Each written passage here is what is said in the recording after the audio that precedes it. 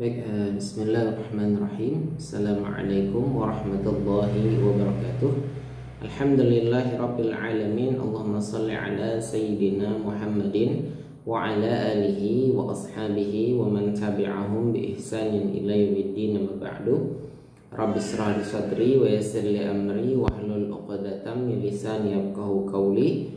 Rabbi zidna ilma warzuqna fahma bi rahmatika ya arhamar rahimin. Alhamdulillahirabbil alamin. Alhamdulillah, kita ucapkan puji syukur kehadirat Allah Subhanahu wa taala. Alhamdulillah kita bisa melanjutkan kembali pengajian kita sampai kepada sesi yang kedua ya. Yaitu di dalam program Akademi Hijrah Mulia. Alhamdulillah sudah masuk materi yang kedua. Kemarin kita sudah membahas tentang apa itu makna bagaimana meraih kebahagiaan sejati ya. Yaitu kebahagiaan sejati itu hanya bisa didapatkan dengan jalan iman dan takwa kepada Allah Subhanahu wa taala. Yang mana dari iman takwa itu Allah akan memberikan keridhaannya, dan dari keridhaannya itu akan menghasilkan keberkahan dalam kehidupan di dunia, dan yang kedua di akhirat Allah Subhanahu wa taala akan menyelamatkan kita dari azab neraka dan masukkan kita ke dalam surga. Dan itulah kebahagiaan yang sejati yang akan kita dapatkan di dunia maupun di akhirat, insya Allah. Semoga Allah memudahkan kita untuk menjadi pribadi yang beriman dan bertakwa. Baik, insya Allah pada kali ini kita akan masuk pada materi yang kedua, yaitu pada pembahasan jurus ampuh anti galau. Nah, ini materi yang sangat menarik sekali, terutama bagi yang sering merasa galau dalam hidup ini, sering frustasi, sering stres, sering mengalami banyak masalah dan seterusnya ya. Dan mungkin nanti akan banyak pertanyaannya dari materi ini. Saya akan bahas secara ringkas. Nanti mungkin lebih banyaknya kita akan diskusi ya. Nanti silahkan bertanya di kolom komentar. Nanti akan kita jawab pada sesi hari seperti itu. Baik, kita mulai. Bismillahirrahmanirrahim. Jurus ampuh anti galau. Sahabat peserta Akademi Hijrah Mulia yang dirahmati Allah Subhanahu wa taala, kehidupan ini penuh dengan permasalahannya. Jadi tidak ada yang namanya hidup tanpa masalah. Bahkan masalah itulah temannya kehidupan. Dan bahkan setelah hidup ini pun masih ada masalah lagi. Setelah kehidupan di dunia ini masih lagi ada masalah, yaitu dimana di alam barzah. Nanti setelah alam barzah sesinya masih panjang itu. Sesinya nanti ada yaumil mahsyar ya, dan seterusnya sampai penghisapan, sampai nanti apakah kita masuk surga atau neraka. Nanti masih ada masalah. Jadi kalau ada yang mengatakan ketika dia sudah puncaknya permasalahan, kemudian dia mengatakan kayaknya saya bunuh diri aja ya, mungkin akan menyelesaikan masalah. Oh, tidak bisa seperti itu. Nanti setelah hidup Anda akan bertambah lagi masalah kalau Anda bunuh diri. Kenapa? Orang yang bunuh diri itu Allah sebutkan dalam Al-Quran itu akan masuk dalam neraka, kekal di dalamnya. Na'udzubillah min dzalik. Jadi jangan sekali-kali kita menjadi orang yang putus asa di hidup ini. Ingat, karena kita sebagai seorang mukmin, orang yang beriman kepada Allah, kita diharamkan untuk berputus asa dari rahmat Allah. Ya, Allah Subhanahu wa taala mengingatkan pada kita, wahai orang-orang yang beriman, janganlah kau berputus asa dari rahmat Allah. Nah, jadi karena sesungguhnya rahmat Allah itu sangat luas, dan Allah Maha Pengasih dan Maha Penyayang pada kita semua. Nah, baik sahabat yang dirahmati Allah Subhanahu wa taala, jadi yang pertama saya ingin jelaskan, hidup ini penuh dengan permasalahan, itu pasti. Anda bangun tidur itu sudah ada masalah. Nanti beraktivitas, kuliah, bekerja itu ada masalah lagi nanti. Kemudian pulang ke rumah nanti ada masalah lagi. Nanti malam harinya ada masalah lagi, dan terus bersambung-sambung sampai kita meninggal dunia. Jadi hidup ini memang tempatnya masalah. Nah, yang jadi permasalahan besar itu adalah bukan masalah itu. Masalah terbesar kita adalah bagaimana kita menyikapi masalah itu dengan tepat seperti itu. Itu yang paling penting ya. bukan masalah itu sendiri. Jadi analoginya seperti ini. Misalnya ada segelas air gitu ya, ada segelas air dalam gelas ya, misalnya kayak gini, dalam gelas air gitu. Gelas air, kemudian kita masukkan 2 sendok garam gitu. Kita aduk gitu. Terus diaduk sampai larut, kemudian kita minum. Apa rasanya? Asin. Ya betul, asin sekali kan, karena 2 sendok, saya belum pernah coba. Itu contoh ya. Kemudian kita sediakan lagi air dalam sebuah wadah yang besar, yaitu sebuah drum ya, sebuah drum yang isinya mungkin berapa liter ya, ratusan liter, mungkin 500 liter atau ya seratusan liter lah mungkin ya. Kemudian kita isi air mungkin sekitar 250 liter. Kemudian kita masukkan lagi 2 sendok garam dengan ukuran garam yang sama. Kita masukkan, kemudian kita aduk. Apa yang terasa setelah itu? Kita rasakan airnya. Apakah sama seasin yang ada di segelas air? Tentu tidak, tentu berbeda. Hampir tidak terasa asinnya. Kenapa? Karena volume, ini orang fisika tahu ya. Karena volume dari gelas ini kan lebih kecil. Ya, massa daripada garam itu lebih kecil dibandingkan massa air yang ada di drum tadi. Beda dengan segelas air tadi. Makanya air yang di segelas tadi sangat terasa asin karena volume air lebih sedikit. Sedangkan drum tuh volume air lebih banyak. Sedangkan massa ukuran garamnya kan sama gitu. Nah, sehingga hampir-hampir garam itu tidak terasa asin gitu ya di air yang ada di drum yang sangat banyak, karena massa airnya banyak sekali, sedangkan di segelas air sedikit. Nah, itulah analogi permasalahan kehidupan itu seperti sesendok garam. Benarnya sesendok atau 2 sendok garamnya yang saya analogikan tadi. Nah, sedangkan bagaimana kita menyikapi masalah hati kita ketika menghadapi suatu problem dalam hidup ini adalah seperti ya segelas air, ya seperti gelas atau seperti drum.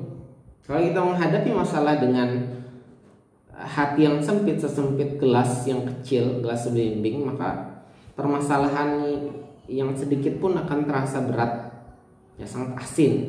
Tapi kalau kita menghadapinya dengan hati yang luas, seluas drum tadi ya, atau seluas samudra, maka tidak akan ada masalah. Ya, sebesar apapun tidak ada masalah ya.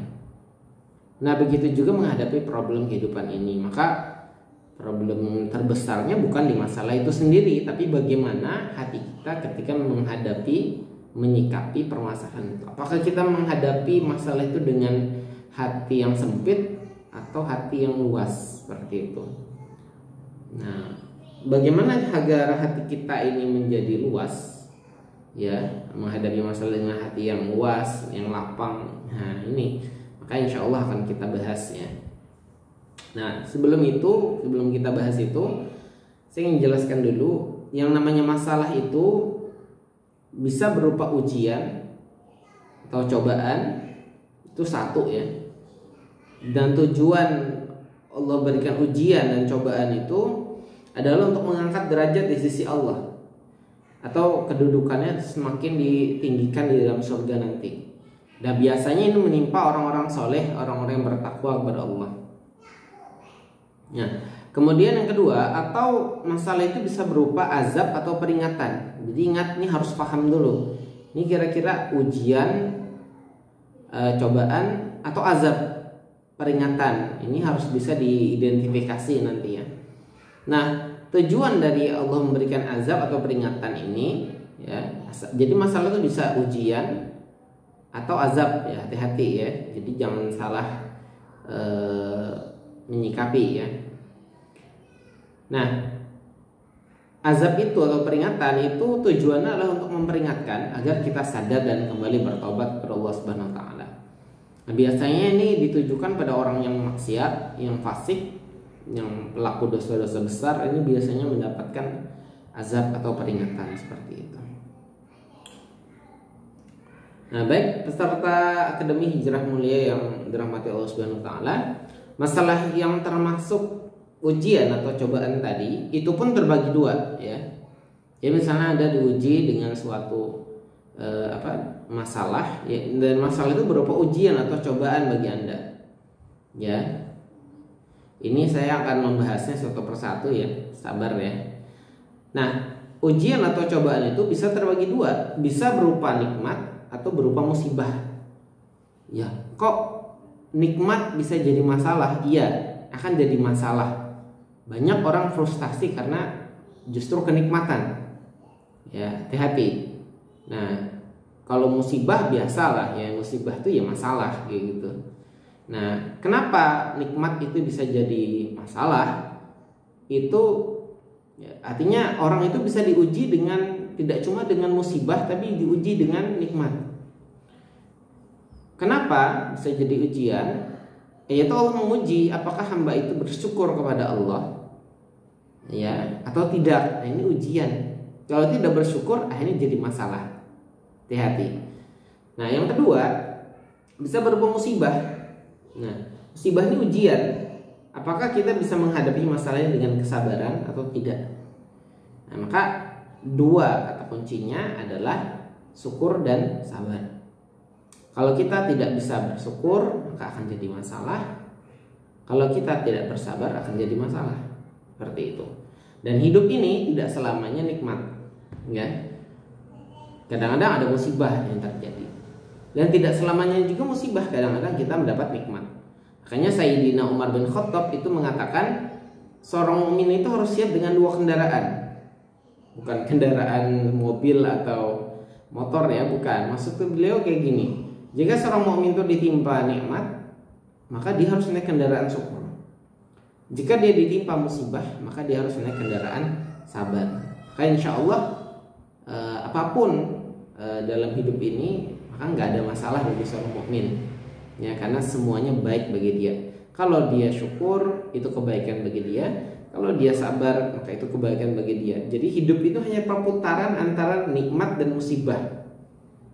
Ketika dapat nikmat, bersyukur, itu baik. Ketika dapat musibah, maka bersabar, dan itu akan jadi kebaikan. Jadi sederhana sebenarnya.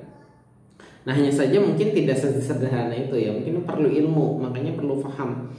Bagaimana Ustadz caranya bisa menjadi orang yang bersyukur, bagaimana menjadi orang yang bersabar, akan kita bahas perlahan ya. Nah, masalah itu bisa berupa nikmat. Ya, kapan nikmat itu jadi masalah? Ya, Allah Subhanahu wa taala berfirman, "A'udzubillahi minasyaitonirrajim.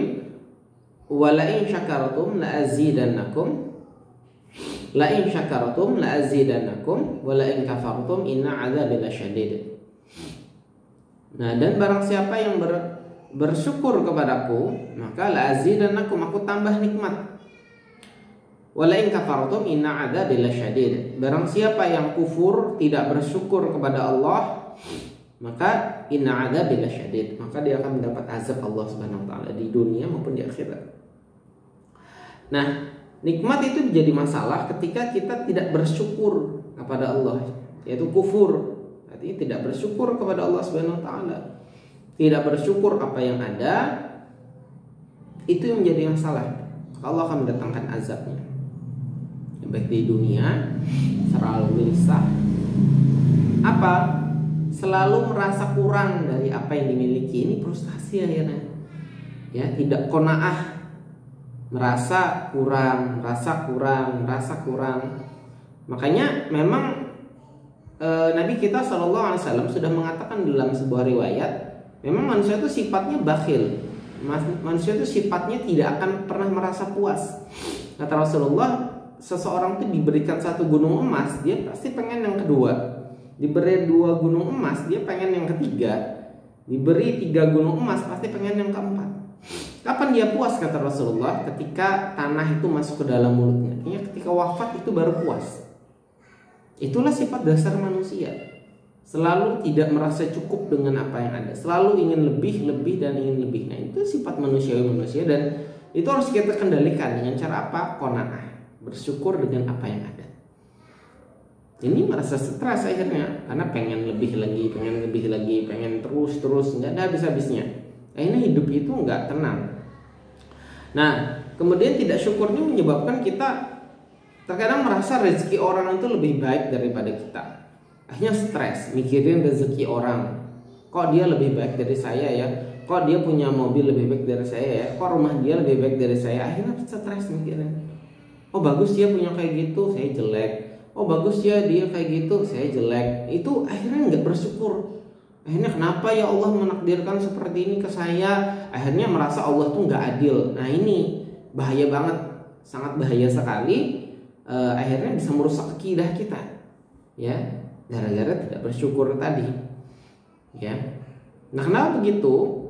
Kenapa bisa muncul sifat seperti itu? Karena kurang beriman kepada Allah, kurang beriman bahwasanya Allah itu adalah Al-Hakim, Maha bijaksana atas segala keputusannya, atas segala ketetapannya. Ya, kalau kita beriman kepada Allah Al-Hakim, Allah itu Maha bijaksana, Allah itu Maha tahu yang terbaik untuk kita, Allah sudah tahu kadar yang terbaik untuk kita seperti apa rezekinya, maka kita nggak akan mikirin rezeki orang. Ya, maka solusinya bagaimana? Solusinya adalah mari kita bersyukur. Bersyukur dengan apa yang Allah berikan kepada kita. Maka kita nggak akan mikirin rezeki orang. Kita nggak akan selalu merasa kurang seperti itu. Jadi kita bersyukur dengan apa yang Allah berikan. Apa itu? Satu, qanaah. Artinya merasa cukup dengan apa yang ada, merasa cukup dengan apa yang Allah berikan, karena yakin yang Allah berikan ini pasti yang terbaik seperti itu. Jadi qanaah, rasa cukup dengan rezeki Allah, yakin, percaya Allah tuh ngasih sesuatu yang terbaik untuk kita. Jadi rezeki siapa yang terbaik? Ya rezeki kita, bukan rezeki orang. Rezeki orang belum tentu baik untuk kita, rezeki kita belum tentu baik untuk orang lain. Paham? Kebanyakan orang mikir kayak gini, kayaknya punya dia lebih baik dari punya kita. Nah ini salah. Padahal kalau kita jadi dia pun belum tentu kita akan merasa baik. Kadang-kadang itu cuma penampakan dari luar saja. Oh enak ya hidup dia ya, kaya raya ya, punya rumah mewah ya, rumah besar, rumah kita kecil jelek.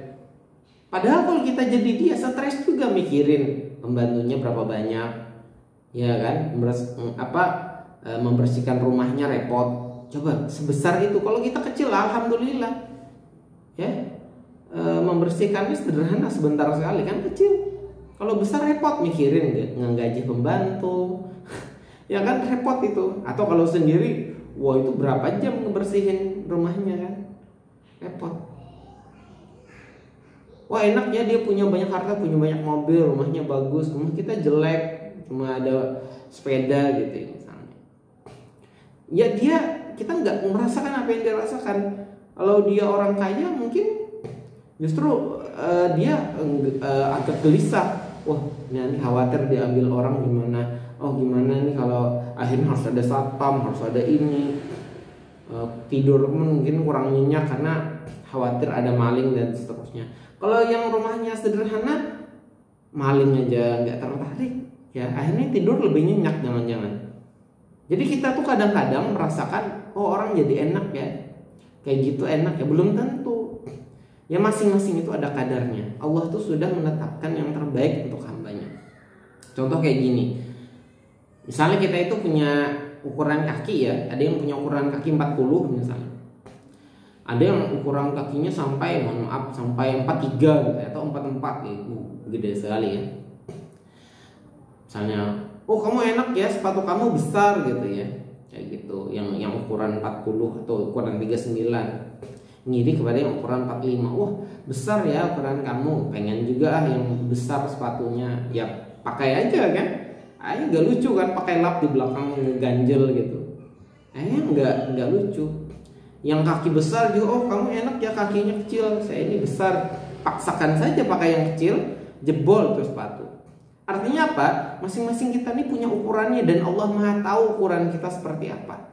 Maka Allah tetapkan rezeki yang terbaik untuk kita, baik harta maupun fisik, bawaan kita, wajah, warna kulit, tinggi badan itu sudah yang terbaik dari Allah. Nggak usah stres mikirin rezeki orang, nggak usah stres mikirin fisik orang. Fisik kita ini sudah yang terbaik dari Allah, rezeki kita ini sudah yang terbaik dari Allah Subhanahu wa Ta'ala. Maka syukuri apa yang ada, rawat apa yang ada, itu dari Allah Subhanahu wa Ta'ala. Makanya nggak tepat itu kalau ada wanita yang bela-belain operasi plastik misalnya, itu tidak bersyukur dan itu haram hukum dalam Islam.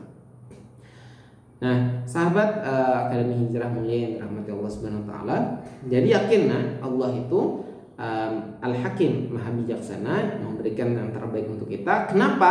Karena Dia yang menciptakan kita, dan yang menciptakan itu pasti tahu yang terbaik untuk kita. Nah, itu harus nyampe ke sana. Oh iya ya, karena Allah yang menciptakan kita. Nah, karena Allah yang paling tahu yang terbaik untuk kita tuh kayak gimana gitu. Berarti apa yang sudah Allah berikan hari ini sudah yang terbaik, sudah syukuri saja apa yang ada. Ya. Gak usah stres mikirin rezeki orang. Ya. Syukuri apa yang ada, rawat dengan baik, nah, sesuai tuntunan syariat. Bukan berarti juga misalnya, oh kalau gitu Ustadz, kalau kita miskin aja terus. Enggak juga. Artinya ya boleh-boleh saja kita berupaya meningkatkan, nggak ada masalah gitu ya. Cuma memikirkan rezeki orang itu, merasa orang kaya itu lebih baik daripada kita, itu nggak perlu. Ya sudah, berusaha meningkatkan ya, dan syukuri apa yang ada. Dan kalaupun tidak berhasil ya ini yang terbaik. Kalau berhasil alhamdulillah, berarti Allah berkehendak kita lebih meningkat keadaannya seperti itu. Nah, adapun tadi yang fisiknya sudah seperti itu, kemudian diubah-ubah, obrak-abrik, wajah itu haram, tidak boleh. Tapi kalau misalnya sudah gendut, misalnya, mohon maaf ya, maksudnya lebih besar badannya, pengen agak kurusan, gak ada masalah, itu gak diharamkan. Atau yang agak kurusan, pengen agak lebih berisi, tentu dengan cara-cara yang sesuai syariat, gak ada masalah. Ya apalagi untuk kesehatan tujuannya. Jadi sebenarnya yang penting itu adalah dirawat ya. Merawat diri itu nggak ada masalah, meningkatkan kapasitas diri nggak ada masalah, kekayaannya lebih tapi niatnya untuk lillahi ta'ala nggak ada masalah, bukan untuk menyaingi orang dalam hal dunia saja seperti itu. Dan nggak perlu mikirin rezeki orang, syukuri apa yang ada seperti itu. Nah, sahabat Akademi Hijrah yang dirahmati Allah Subhanahu wa Ta'ala, nah bagaimana caranya? Caranya harus ditingkatkan iman tadi, bahwa Allah itu Maha Pengasih, Penyayang, Pemberi rezeki. Allah itu Maha Adil, Allah itu Al-Hakim, Maha Bijaksana dalam keputusannya, itu yang terbaik. Dan renungi betapa banyak Allah telah memberi rezeki kepada kita yang begitu luas. Lihat surah Ar-Rahman, berkali-kali Allah menyebutkan fabi ayyi ala rabbikuma tukadziban dan seterusnya. Berkali-kali. Kenapa? Saking Allah itu ingin memberikan penekanan, kamu itu sudah banyak saya kasih rezeki yang seandainya itu kamu mau menghitungnya, seluruh lautan di dunia ini jadi tinta, pohon-pohon itu jadikan pena, disuruh mencatat nikmat Allah dari awal kamu lahir sampai sekarang, maka semuanya sudah habis ya, tintanya sudah habis, penanya sudah habis, kamu sudah masih banyak rezeki yang belum bisa tertulis. Artinya masih saking banyak nikmat Allah. Pakai kalkulator secanggih apapun nggak akan bisa ngitung betapa banyak, nggak bisa mengkalkulasi betapa banyak nikmat Allah pada kita. Nah, pas saja kita nggak bisa ngitung ini berapa sudah kita menikmati. Jadi bersyukur pada Allah Subhanahu wa Ta'ala. Bahkan membayar pun tak mampu. Pernah dalam sebuah riwayat disebutkan ada seorang laki-laki yang dia itu ahli ibadah ya, seumur hidupnya ahli ibadah. Kemudian di akhirat itu disebutkan dalam riwayat itu, laki-laki itu kemudian dimasukkan Allah ke dalam surga. Allah masukkan laki-laki ini dalam surga karena rahmatku. Kemudian bingung laki-laki ini, ya Allah, bukankah saya ini beribadah sepanjang umur saya, terus beribadah, kenapa bukan karena ibadah saya? Oke, kata Allah, kita ukur. Akhirnya diukur, satu biji matanya diambil rezeki Allah waktu di dunia, kemudian ibadahnya ditimbang di satu timbangan yang lain. Akhirnya apa? Masih lebih berat biji matanya, nikmat Allah berupa biji mata itu dibandingkan ibadahnya. Artinya ibadah kita ini gak ada apa-apanya. Orang yang seumur hidup ibadah aja gak ada artinya. dibandingkan satu bola biji mata saja. Coba bayangkan Anda. Bagaimana dengan telinga kita, bagaimana dengan mulut kita, tangan kita, kaki kita, jantung kita, pembuluh darah, dan seterusnya. Banyak nikmat Allah, ya tak terhitung. Syaraf-syaraf kita, saluran pernapasan, dan seterusnya. Otak kita, banyak sekali. Ini nikmat yang luar biasa dari Allah Subhanahu wa Ta'ala, yang kalau kita mau membayar dengan ibadah pun nggak akan terbayar. Makanya masuk surga itu bukan karena ibadah, tapi karena rahmat Allah. Karena ibadah kita pun nggak bisa membayar nikmat Allah. Jadi luar biasa nikmat Allah pada kita. Dan renungi keadaan orang yang lebih rendah daripada kita dalam perkara dunia. Makanya kata Rasulullah, salah satu tips kita bersyukur kepada Allah ada gimana? Yaitu kata Rasulullah, hendaknya kamu memandang dalam perkara dunia orang yang lebih rendah daripada kamu. Ya, misalnya kita alhamdulillah ya, kita kelas menengah lah kayak gitu misalnya. Lihat orang-orang punya rumah, ya kita punya rumah tapi sederhana, misalnya motor satu, itu pun bekas second. Alhamdulillah. Lihat ada orang yang mohon maaf ya nggak punya rumah, saya hidup mengontrak di kos-kosan, kadang-kadang pindah-pindah, kemana-mana pakai sepeda saja. Itu ya alhamdulillah ya kita punya rumah meskipun sederhana, kita punya sendiri. Yang kontrak pun jangan sedih, alhamdulillah masih ada tempat tinggal meskipun kontrak sana kemari dan cuma punya sepeda saja. Ada orang nggak punya rumah, tinggal di kolong jembatan. Ya, syukur juga alhamdulillah ya saya punya rumah meskipun ngontrak gitu ya, dan punya sepeda. Ada orang pinggir jembatan, tidurnya di kolong jembatan, tidurnya pinggir jalan, kemana-mana jalan kaki, insya Allah. Bahkan minta-minta gitu. Jadi kita bersyukur punya pekerjaan meskipun ya seadanya, tapi alhamdulillah untuk bisa hidup, untuk beribadah itu sudah cukup. Kita bersyukur, alhamdulillah. Kemudian yang kondisi seperti itu juga bersyukur gitu ya. Kenapa? Karena banyak yang orang lain yang badannya cacat, alhamdulillah yang tadi tidur pinggir jalan itu masih hidup, masih bisa mungkin bekerja kasar, nggak ada masalah ya, tapi mungkin fakir miskin gitu ya. Orang lain ada yang cacat, yang nggak bisa jalan, kita masih bisa jalan, dan seterusnya. Kita bersyukur lihat orang di bawah kita, maka ya alhamdulillah ya kita lebih baik dari orang kayak gitu yang di bawah kita. Kemudian yang sakit, yang sehat, alhamdulillah kita bisa sehat kemana-mana, segar gitu ya. Ada orang yang hari ini terbaring, ya terbaring sakit. Yang terbaring sakit itu bersyukur juga, alhamdulillah. Ada yang koma, nggak bangun-bangun. Yang koma pun bersyukur, ada yang sudah meninggal, masya Allah. Jadi kita terus bersyukur hidup itu, ya syukur terus ya. Nah, jadi renungi kayak gitu. Nah, beda dengan perkara akhirat. Kalau perkara akhirat kata Rasulullah, lihat orang yang di atas kamu supaya kamu tuh semangat untuk beribadah. Ya, yang baru sholat wajib saja, lihat orang yang sudah mengerjakan sunnah qobliyah ba'diyah, oh saya harus semangat kayak gitu. Terus orang yang baca Quran satu lembar sehari, oh alhamdulillah, ternyata ada yang satu juz, wah saya harus lebih semangat. Jadi kalau mau bakhil, mau nggak puas itu dalam perkara akhirat, bukan perkara dunia ya, kayak gitu. Kalau kita kebalik kan, dalam dunia itu malah nggak bersyukur gitu ya, dalam perkara akhirat itu wah seadanya, yang penting ada gitu ya, syukur juga saya sholat, itu nggak bener ya. Jadi dibalik gitu ya harusnya. Dalam perkara dunia lihat orang lebih rendah supaya kita bersyukur, akhirat lihat lebih tinggi ya, bergaul dengan orang-orang soleh, orang-orang ahli ibadah, orang-orang yang rajin ke masjid ya gitu, supaya kita semangat ibadah.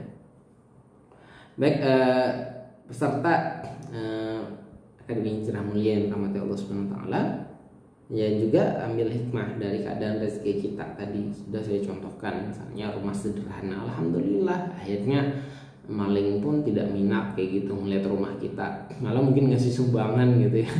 Nah, orang kaya raya mungkin susah juga gitu ya, tadi pembantunya harus banyak, repot. Enak jadi punya mobil, siapa bilang orang punya mobil tuh bayar pajaknya gimana, bensinnya gimana, perawatannya lebih mahal. Anda mampu nggak bayar kayak gitu? Jadi syukurin aja, alhamdulillah punya motor, perawatannya lebih sederhana. Yang punya sepeda lebih syukur lagi, bensin nggak ada kayak gitu, perawatan jauh lebih murah, Orang punya motor ganti oli, harus servis sekian bulan dan seterusnya, bensin mahal mungkin kayak gitu ya. Ya Allah tuh maha tahu lah keadaan kita, makanya syukuri apa yang ada gitu. Nah kemudian sahabat Akademi Hijrah yang dirahmati Allah Ta'ala, yang namanya masalah itu juga bisa berubah musibah ya, musibah. Makanya Allah Subhanahu wa taala itu berfirman dalam Al-Qur'an, a'udzubillahi minasyaitonirrajim, walanabluwannakum bisyai'im minal khaufi wal ju' wa naqsim minal amwali wal anfusi wath thamarat wa basyiris sabirin. Dan kami pasti akan menguji kamu dengan sedikit ketakutan, kelaparan, kekurangan harta, jiwa, buah-buahan, dan wabasyiris sabirin, sampaikan kabar gembira bagi orang yang sabar. Siapa? Alladzina idza asabatuhum musibah, yaitu orang yang jika ditimpa musibah, qalu inna lillahi wa inna ilaihi raji'un. Mereka berkata, sesungguhnya kami milik Allah dan kepadanya lah kami akan kembali. Ulaika alaihim salawatu min rabbihim wa rahmah. Mereka itulah orang yang mendapat ampunan, rahmat dari Allah, dan wa ulaika humul muhtadun. Mereka orang yang mendapatkan petunjuk. Nah, Masya Allah. Jadi masalah musibah itu juga bisa jadi masalah. Ya, kalau apa kita tidak menghadapinya dengan sabar. Makanya kalau Allah mengatakan dalam Al-Quran, yang namanya hidup itu nggak selamanya nikmat, pasti akan suatu saat akan Allah berikan musibah. Ya, apa tadi Allah sebutkan dalam Quran tadi? Bisa dengan ketakutan, kelaparan, kekurangan harta, jiwa, mungkin ada yang meninggal, kemudian buah-buahan dan seterusnya, penghidupan yang susah. Itu artinya kita kayak gini, hidup itu nggak selamanya di atas, kadang-kadang di bawah kayak gitu. Juga nggak selamanya di bawah, kadang-kadang di atas. Itulah hidup itu, pergantian nikmat dan musibah. Cuma itu saja. Makanya kita harus siap, kata Sayyidina Umar bin Khattab, dengan dua kendaraan apa itu? Ketika nikmat syukur, ketika musibah sabar. Nah sekarang kita bahas sabar. Nah, gimana agar kita bisa bersabar sehingga musibah apapun yang menimpa kita nggak akan jadi masalah besar bagi kita. Ya itulah hidup seorang mukmin. Ya, semuanya baik bagi dia. Nah, musibah itu macam-macam ya. Kalau saya klasifikasi, satu, kadang-kadang bisa ditimpa sakit, demam, wabah misalnya kayak gini, wabah COVID misalnya. Atau kehilangan barang. Ya, barang sih masih mending. Kadang-kadang mohon maaf, kehilangan anggota keluarga, teman atau sahabat yang baik misalnya meninggal dunia, ini tentu sangat menyedihkan sekali.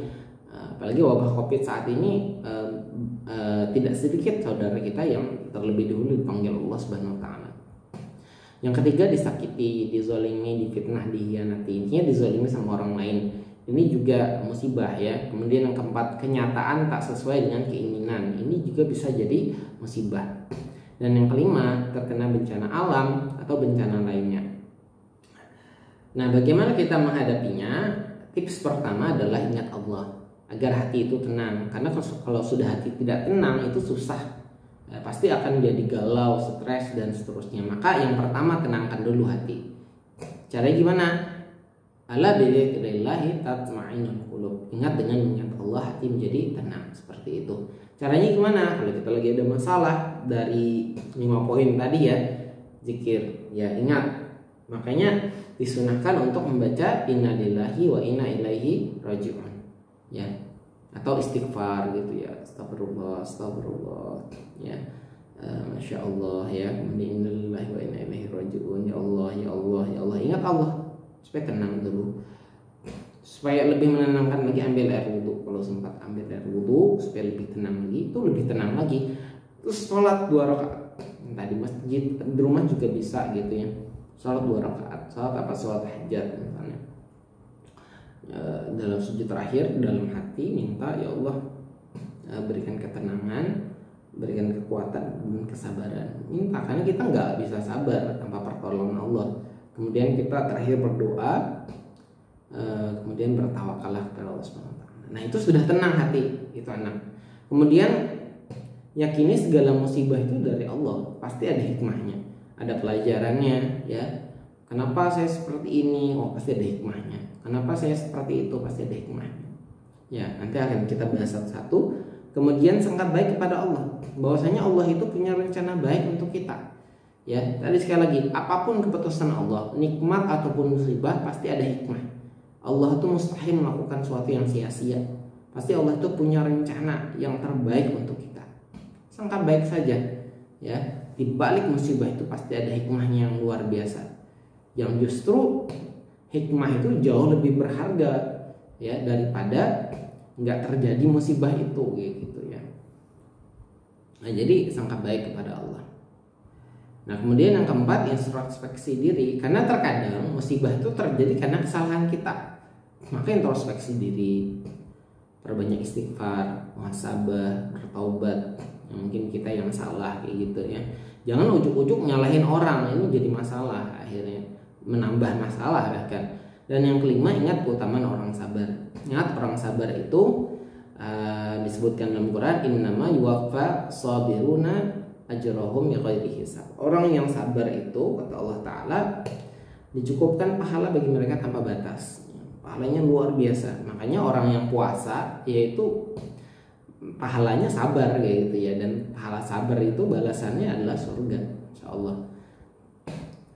Nah, dan yang keenam, sadari ketidaksabaran juga tidak akan mengubah segalanya, malah jadi dosa saja. Anda sakit, Anda kena musibah ini, ada yang mohon maaf ada yang meninggal, misalnya kehilangan dompet atau apa, Anda ngamuk-ngamuk juga nggak akan kembali kayak gitu ya. Jadi lebih tenang saja, sangka baik kepada Allah, introspeksi diri. Nah, kalau sudah tenang, itu kita bisa mikir, nah apa terakhir, ikhtiar yang benar hadapi musibah sesuai syariat ya, jangan kedukun kayak gitu, jangan ya. Akhirnya nanti syirik ya. Nah, kita sudah tahu ya syirik itu dosa yang paling besar, maka jangan sampai kita hadapi dengan ikhtiar yang benar sesuai syariat. Kalau ada yang hilang cari gitu ya, kalau sakit berobat ke dokter ya, periksa atau minum herbal kayak gitu ya. Kemudian kalau misalnya terkena bencana alam atau wabah misalnya ya, segera sesuai dengan bagaimana petunjuk tim kesehatan seperti itu dan seterusnya. Nah, solusi terapinya permasalahan gimana nih? Saya secara ringkas saja ya. Yang pertama, ditimpa sakit, demam atau wabah itu kalau kita ditimpa sakit, demam, wabah, maka ingat sabda Nabi SAW, tidaklah seorang muslim menderita sakit karena suatu penyakit dan yang lainnya, termasuk dalam sebuah riwayat ditusuk duri karena demam, melainkan Allah gugurkan kesalahannya dengan penyakit itu, sebagaimana pohon yang menggugurkan daun-daunnya. Masya Allah. Jadi kalau Anda sakit, demam, bahkan kena wabah, misalnya COVID, mohon maaf, misalnya, mudahan tidak ya, itu akan jadi penggugur dosa. Alhamdulillah gitu ya. Bahkan ada dosa tertentu yang enggak, kata para ulama, yang enggak akan jatuh kecuali dengan sakit. Makanya orang sakit itu disayangi Allah, berarti kenapa dosanya dihapuskan. Alhamdulillah. Asal hadapi dengan sabar ya, tawakal kepada Allah, berikhtiar yang benar. Ya, sabar itu juga bukan berarti menghilangkan ikhtiar, sabar pasrah, enggak. Ya, sabar itu harus aktif kayak gitu ya. Ikhtiar juga sesuai syariat. Nah, kemudian kehilangan barang misalnya. Dalam sebuah hadis disebutkan tidak ada seorang hamba pun yang terima musibah, yang misalnya kehilangan barang tadi, diucapkan inna lillahi wa inna ilaihi raji'un ya. Kemudian dia berdoa, Allahumma jurni fi musibati wa khlufni khairan minha. Artinya intinya kita minta, ya Allah berikanlah ganti yang lebih baik ya daripada musibah yang saya terima ini ya, kehilangan barang dan seterusnya, kecuali Allah, kata Rasulullah, akan memberi pahala orang ini lantaran musibahnya, pahala dapat dan Allah ganti dengan yang lebih baik daripada yang hilang tadi. Alhamdulillah. Sebagaimana Ummu Salamah yang meriwayatkan hadis ini, itu diberikan ganti dari suaminya Abu Salamah yang meninggal dunia dengan apa? Orang yang paling baik siapa? Rasulullah SAW sebagai suaminya, seperti itu. Masya Allah. Jadi kita ingat doanya ya, Allahumma jurni fi musibati wa khlufni khairan minha. Sebelumnya tadi inna lillahi wa inna ilaihi raji'un. Dan tadi introspeksi diri juga, saya kayak gini kadang-kadang, kenapa Anda kehilangan barang? Saya tanya dulu, Ya, ya ambil hikmahnya tadi ya. Sama kalau Anda tadi sakit demam, ambil hikmahnya. Oh yakin ini menghapus dosa, juga ambil hikmahnya. Pelajaran, oh kenapa sakit? Oh ternyata suka makan ini ya, gorengan ya, kolesterol kayak gitu. Oh suka makan apa misalnya es misalnya, akhirnya batuk-batuk kayak gitu. Berarti oh kurangi. Jadi pelajaran, jangan lagi diulangi kayak gitu. Nah sama kehilangan barang misalnya, tanya kamu sedekah nggak? Oh jarang sedekah. Oh pantes. Jadi kayak gini, kalau kita itu nggak sedekah kayak gitu ya, nggak ngasih dalam tanda kutip nggak ngasih pinjaman Allah ya, artinya nggak menolong agama Allah dalam bentuk sedekah ya dari harta kita, karena sedekah itu sebenarnya membersihkan harta kita ya, ada hak orang lain di harta kita sebenarnya.